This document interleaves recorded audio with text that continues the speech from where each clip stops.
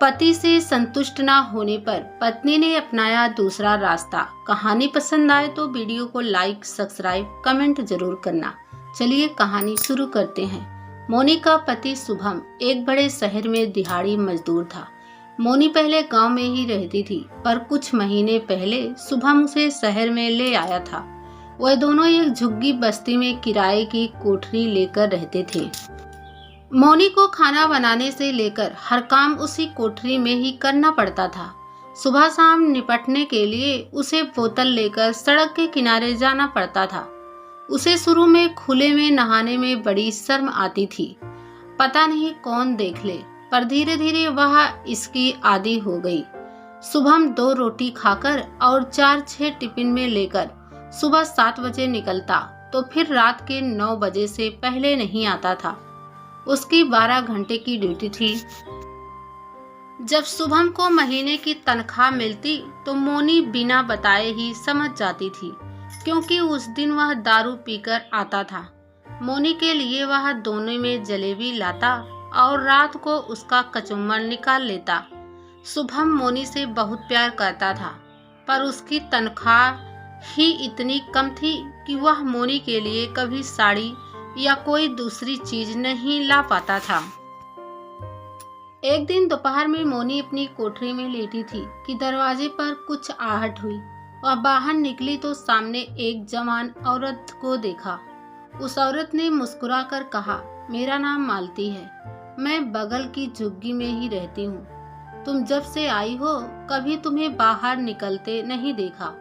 मर्द तो काम पर चले जाते हैं, बाहर निकलोगी तभी तो जान पहचान बढ़ेगी। अकेले पड़े पड़े तो तुम परेशान हो जाओगी। चलो मेरे कमरे पर, वहाँ चलकर बातें करते हैं। मोनी ने कहा, मैं यहाँ नई आई हूँ, किसी को जानती तक नहीं। अरे कोठरी से निकलोगी तब तो किसी को जानोगी। मोनी ने अपनी कोठरी में ताला लगाया और मालती के साथ चल पड़ी। जब वह मालती की झुग्गी में घुसी तो दंग रह गई। उसकी झुग्गी में 2 कोठरी थी, रंगीन टेलीविजन, फ्रिज, जिसमें से पानी निकालकर उसने मोनी को पिलाया। मोनी ने कभी फ्रिज नहीं देखा था, ना ही उसके बारे में सुना था। मोनी ने पूछा, बहन यह कैसी अलमारी है? इस पर मालती मन ही मन मुस्कुरा दी। उसने कहा, यह अलमारी नहीं, फ्रिज है। इसमें रखने पर खाने पीने की कोई चीज हफ्तों तक खराब नहीं होती। पानी ठंडा रहता है, बर्फ जमा सकते हैं। पिछले महीने ही तो पूरे 10,000 रुपए में लिया है। मोनी ने हैरानी से पूछा, बहन तुम्हारे आदमी क्या काम करते हैं? मालती ने कहा, वही जो तुम्हारे आदमी करते हैं। बगल वाली केमिकल फैक्ट्री में मजदूर हैं, पर उनकी कमाई से यह सब नहीं है। मैं भी तो काम करती हूँ। यहाँ रहने वाली ज्यादातर औरतें काम करती है, नहीं तो घर नहीं चले। बहन मैं तो कहती हूँ कि तुम भी कहीं काम पकड़ लो। काम करोगी तो मन भी बहला रहेगा और हाथ में 2 पैसे भी आएंगे। पर मुझे क्या काम मिलेगा? मैं तो अनपढ़ हूँ, तो मैं कौन सी पढ़ी लिखी हूँ? किसी तरह दस्तखत कर लेती हूँ। यहाँ अनपढ़ों के लिए भी काम की कमी नहीं है। तुम चौका बर्तन तो कर सकती हो, कपड़े तो साफ कर सकती हो, चाय नाश्ता तो बना सकती हो। ऐसे काम कोठियों में खूब मिलते हैं और पैसे भी अच्छे मिलते हैं। नाश्ता चाय तो हर रोज मिलता ही है। त्योहारों पर नए कपड़े और दिवाली पर गिफ्ट। आज मैं अपनी कमाई में से ही 2 बच्चों को प्राइवेट स्कूल में पढ़ा रही हूँ। इनकी कमाई तो झुग्गी के किराए, राशन और दारू में ही खर्च हो जाती है। क्या मुझे काम मिलेगा? मोनी ने जल्दी से पूछा। करना चाहोगी तो कल से ही काम मिलेगा। जहाँ मैं काम करती हूँ उसके बगल में रहने वाली कोठी की मालकिन कामवाली के बारे में पूछ रही थी। वह एक बड़े स्कूल में पढ़ाती हैं। उनके मर्द वकील हैं, 2 बच्चे हैं जो माँ के साथ ही स्कूल जाते हैं। मैं आज शाम को ही पूछ लूंगी और पैसे की बात भी कर लूंगी। मालकिन अगर तुम्हारे काम से खुश हुए तो तनख्वाह के अलावा ऊपरी कमाई भी हो जाती है। इस बीच मालती ने प्लेट में बिस्कुट और नमकीन सजाकर उसके सामने रख दिए। गैस पर चाय चढ़ा रखी थी। चाय पीने के बाद मालती ने मोनी से कहा कि वह चाहे तो अभी उसके साथ चली चले। मैडम 2 बजे घर आ जाती हैं। आज ही बात पक्की कर लें और कल से काम पर लग जा। मालती ने यह भी बताया कि हर काम के अलग से पैसे मिलते हैं। अगर सफाई करानी हो तो उसके 300 रुपये, कपड़े भी धुलवाने हो तो उसके अलग से 300 रुपये, अगर सारे काम कराने हो तो कम से कम 2000 रुपये। मालती कपड़े बदलने लगी। उसने मोनी से कहा, चल तू भी कपड़े बदल ले, पैसे की बात मैं करूँगी। चाय नाश्ता तो बनाना जानती होगी? हाँ दीदी, मैं सब जानती हूँ। मीट मच्छी भी बना लेती हूँ, मोनी ने कहा। उसका दिल बलियों उछल रहा था। अगर वह महीने में 2000 रुपये कमाएगी तो उसकी सारी परेशानी दूर हो जाएगी। मोनी तेजी से अपनी झुग्गी में आई। नई साड़ी पहनी और नया ब्लाउज भी। पैरों में वही प्लास्टिक की लाल चप्पल थी। उसने आंखों में काजल लगाया और मालती के साथ चल पड़ी। मोनी थी तो सांवली, पर जोबन उसका गदराया हुआ था और नए नक्श बड़े तीखे थे। गांव में ना जाने कितने मर्द उस पर मरते थे, पर उसने किसी को हाथ नहीं लगाने दिया। इस मामले में वह बड़ी पक्की थी। रास्ते में मालती ने कहा, बहन अगर तुम्हारा काम बन गया तो मैं महीने की पहली पगार का आधा हिस्सा लूंगी। यहाँ यही रिवाज है। मालती एक कोठी के आगे रुकी। उसने घंटी बजाई तो मालकिन ने दरवाजा खोला। मालती ने उन्हें नमस्ते किया। मोनी ने भी हाथ जोड़कर नमस्ते किया। मालती 2 साल पहले उनके घर भी काम कर चुकी थी। गेट खोलकर अंदर जाते ही मालती ने कहा, मैडम जी, मैं आपके लिए बाई लेकर आई हूँ। अच्छा, बाई तो बड़ी खूबसूरत है। पहले कहीं काम किया है? मैडम ने मोनी से पूछा। मालती ने जवाब दिया, अभी गांव से आई है, पर हर काम जानती है। मीट मच्छी तो ऐसे बनाती है कि खाओ तो उंगली चाटती रह जाओ। मेरे इलाके की है, इसलिए मैं आपके पास लेकर आई हूँ।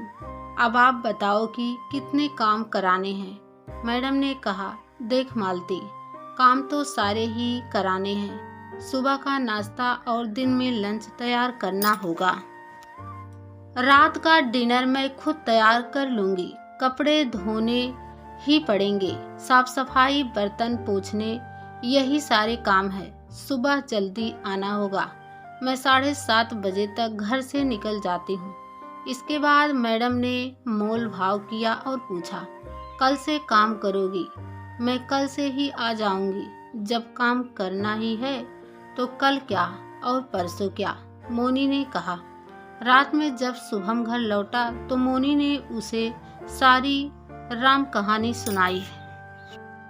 शुभम ने कहा, यह तो ठीक है कि तू काम पर जाएगी, पर कोठियों में रहने वाले लोग बड़े घटिया होते हैं, कामवालियों पर बुरी नजर रखते हैं। यह मालती बड़ी खेली खाई औरत है। जिन कोठियों में काम करती है वहाँ मर्दों को हंस कर वह खूब पैसे ऐंठती है। ऐसे ही नहीं, इसके पास फ्रिज और महंगी महंगी चीजें हैं। इस पर मोनी ने कहा, मुझ पर कोई हाथ ऐसे ही नहीं लगा सकता। गांव में भी मेरे पीछे कुछ छिछोरे लगे थे, पर मैंने किसी को घास नहीं डाली। एक दिन दोपहर में मैं कुएं से पानी भरने गई थी। जेठ की दोपहरी, रास्ता एकदम सुनसान था। तभी न जाने कहां से बाबू साहब का बड़ा लड़का आ टपका और अचानक उसने मेरा हाथ पकड़ लिया। मैंने उसे ऐसा धक्का दिया कि कुएं में गिरते गिरते बचा और फिर भाग ही खड़ा हुआ। मैं दबने वाली नहीं हूँ, पर मैंने बात कर ली है। दुनिया में बुरे भरे हर तरह के लोग हैं। शुभम ने कहा, तू जैसे ठीक समझ। मुझे तुझ पर पूरा भरोसा है। दूसरे दिन मोनी सुबह जल्दी उठी और मालती को साथ लेकर 6 बजे तक कोठी पर पहुंच गई। मालकिन ने उसे सारा काम समझाया। मोनी ने जल्दी से पोछा लगा दिया, गैस जलाकर चाय भी बना दी। तू भी समय से नाश्ता कर लेना, चाहो तो बाथरूम में नहा भी सकती हो। साहब निकल जाए तो कुछ कपड़े हैं, उन्हें धो लेना। थोड़ी देर में मोनी साहब के लिए चाय बनाने चली गई। ठक की आवाज कर वह कमरे में आ गई और बेड के पास रखी छोटी मेज पर ट्रे को रख दिया। साहब ने मोनी को गौर से देखा और कहा, देखना बाहर अखबार डाल गया होगा, जरा लेती आना। मोनी बाहर से अखबार लेकर आ गई और साहब की तरफ बढ़ा दिए। इसी बीच साहब ने 500 का एक नोट उसकी तरफ बढ़ाया। मोनी ने कहा, यह क्या? यह रख ले, मालती ने तुझसे 500 रुपए ले लिए होंगे, पहले वह यहाँ काम कर चुकी है। तुम ये 500 रुपए ले लो, पर मैडम से मत कहना। तनख्वाह मिलने पर मैं अलग से 500 तुझे फिर दे दूंगा, यह मुआवजा समझना। लेकिन मोनी ने अपना हाथ नहीं बढ़ाया। इस पर साहब ने उसे 500 के 2 नोट लेने को कहा। मोनी ने साहब के बार बार कहने पर पैसे ले लिए और कपड़े धोने में लग गई। कपड़े धोकर जब तक उन्हें छत पर सुखाने डाला, तब तक साहब नहा धोकर तैयार थे। उसने उनके नाश्ते के लिए आमलेट और ब्रेड तैयार किया, फिर चाय बनाई। नाश्ता करने के बाद साहब बोले, तूने तो अच्छा नाश्ता तैयार किया, पर नाश्ते से ज़्यादा तू अच्छी लगी। चाय देते समय उसने जानबूझकर ब्लाउज का बटन ढीला कर दिया और ओढ़नी किनारे रख दी। अब मैं चलता हूँ, किसी चीज़ की ज़रूरत हो तो मुझसे कहना, संकोच करने की ज़रूरत नहीं है। साहब ने उसे टेलीविज़न खोलना और बंद करके दिखाया और अपना बैग मोनी को पकड़ा दिया। बैग लेकर मोनी उनके पीछे पीछे कार तक गई। साहब ने उसके हाथों से बैग लिया। ना जाने कैसे साहब का उंगलियां उसके हाथों से छू गई। मोनी भी 2 सेकंड के लिए रोमांचित हो उठी। साहब के जाने के बाद मोनी ने गेट बंद किया। फिर वह कोठी के अंदर आई और दरवाजा बंद कर लिया। वह नहाने के लिए बाथरूम में गई। ऐसा बाथरूम उसने अपनी जिंदगी में पहली बार देखा था। तरह तरह के साबुन, तेल की शीशियां और शैम्पू की शीशी, आदमकद आईना। मोनी को लगा कि वह किसी दूसरी दुनिया में आ गई है। कपड़े उतारकर पहली बार जब से वह गांव से आई थी, उसने जमकर साबुन लगाकर नहाया और फिर बाथरूम में टंगे तौलियों से देह पोंछकर मैडम का दिया पुराना सूट पहनकर अपने आप को आदमकद आईने में निहारा। उसे लगा कि वह मोनी नहीं, कोई और ही औरत है। अपने कपड़े धोकर मोनी उन्हें भी छत पर डाल आई। फिर बने हुए पराठे खा लिए। थोड़ी चाय बच गई थी, उसे गर्म कर पी लिया, नहीं तो बर्बाद ही होती। धीरे धीरे मोनी ने उस घर के सारे तौर तरीके सीख लिए। वह सारा काम जल्दी जल्दी निपटा देती और किसी को शिकायत का मौका नहीं देती। मैडम उसके काम से काफ़ी खुश थी। 1 महीना कब बीत गया उसे पता ही नहीं चला। महीना पूरा होते ही मैडम ने उसे बकाया पगार दे दी। उस दिन वह काफ़ी खुश थी। शाम तक जब वह अपनी झुग्गी में लौटी तो उसने सबसे पहले 1000 रुपये जाकर मालती को दे दिए। मालती ने उसे चाय पिलाई और हालचाल पूछा। उसने इशारों में ही पूछा कि साहब से कोई दिक्कत तो नहीं। मोनी ने कहा, ऐसा नहीं है। मालती ने कहा, अगर तू चाहे तो शाम को किसी और घर में लग जा, और कुछ नहीं तो 1000 रुपये वहाँ से भी मिल जाएंगे। इस पर मोनी ने कहा, सोचूंगी, अपने घर का भी तो काम है। साहब तो अपनी चाय उसी से लेते, जब मैडम आसपास ना हो तो उसे ही देखते रहते और मोनी मजे लेती रहती। मोनी समझ गई थी कि मालिक की निगाह उसकी जवानी पर है। वह उसे पैसे देते तो वह पहले लेने से मना करती, पर वह जबरन उसे दे ही डालते और कहते, देख मोनी, अपने पास पैसों की कमी नहीं है, फिर 1000 रुपए की आज कीमत ही क्या है। तेरे काम ने मेरा दिल जीत लिया है। कई औरतों ने इस घर में काम किया, पर तेरी सुंदरता उनमें नहीं थी। मोनी चुप रह जाती। साहब कुछ हाथ मारना चाहते थे, पर समझ ही नहीं आता था। एक दिन मैडम ने उससे कहा, मोनी, हमारे स्कूल से टूर जा रहा है। मैं भी जा रही हूँ और बच्चे भी। घर में सिर्फ साहब रहेंगे। हमें टूर से लौटने में 10 दिन लगेंगे। आने जाने के टाइम का तुम समझ लेना। साहब को कोई दिक्कत ना हो। पहले आमलेट बना दे। और तू ऐसा करना, लंच के साथ डिनर भी तैयार कर फ्रिज में रख देना। साहब रात में गर्म करके खा लेंगे। ठीक है, मोनी ने कहा और अपने काम में लग गई। मैडम की गए 10वां दिन था। मोनी जब ठीक समय पर चाय और पानी का गिलास लेकर साहब के कमरे में पहुंची तो उन्होंने कहा, आज कोर्ट नहीं जाना है, वकीलों ने हड़ताल कर दी है। फ्रिज में एक बोतल पड़ी होगी, वह ले आ। मैं थोड़ी ब्रांडी लूंगा, मुझे ठंड लग गई है। मोनी रसोई में आमलेट बनाने चली गई।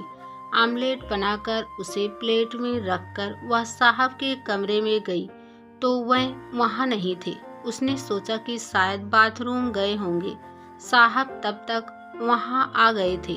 वाह मोनी वाह, तूने तो फटाफट काम कर दिया। तू बड़ी अच्छी है। आ चाय पी। ये ले 1000 रुपए, मनपसंद साड़ी खरीद लेना। किस बात के पैसे साहब, पगार तो मैं लेती ही हूँ। मोनी ने कहा, अरे ले ले, पैसे बड़े काम आते हैं, मना मत कर। कहते कहते साहब ने उसका हाथ पकड़ लिया और पैसे उसके ब्लाउज में डाल दिए।